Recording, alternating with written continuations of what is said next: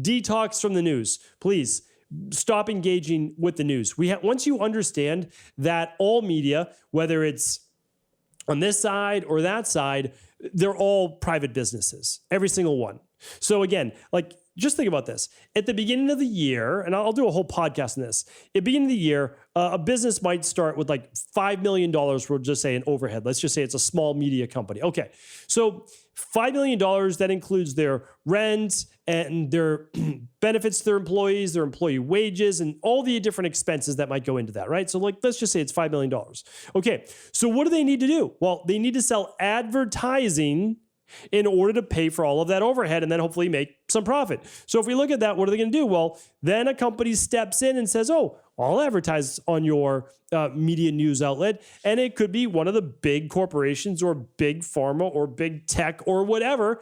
And there's just a wink, wink, handshake agreement that you're not going to talk about negatively about this. And you're also going to promote this specific thing. And it's all curated. It's literally all curated. How else could you have one side of the political spectrum only talk about these things and never talk about the things that are negative about that side? And how can you have this side only talk about those specific things and none of the negative things that happen on that side? Remember, take a break from the news.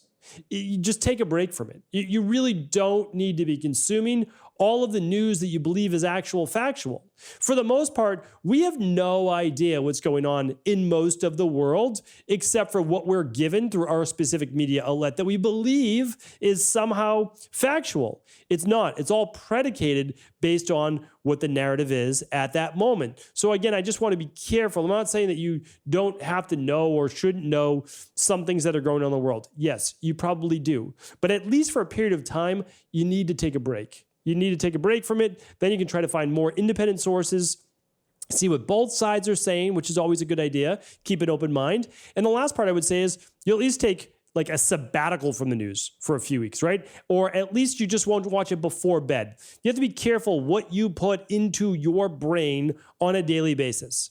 Because like I have people in my own family, they'll be like, oh, well, the news doesn't affect me and that's why I can watch it before bed. Well, it does affect you because everything you see and everything you hear and everything you have emotion around gets brought into your subconscious mind. So you may not consciously believe it affects you at all, but 100% it subconsciously does because it's now a stored memory. So if the news is 90% negative, what's your outlook going to be after a year of watching the news every single night of 90% negative? Well, you can have a pretty negative outlook on the world. So again, let's be careful what we put into our minds.